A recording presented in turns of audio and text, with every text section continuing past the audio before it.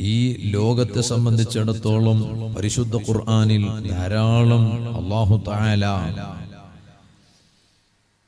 ഈ ലോകത്തിന് നിലനിൽപ്പില്ല എന്നും ഈ ലോകത്തിന് ഒരു അന്ത്യമുണ്ട് എന്നും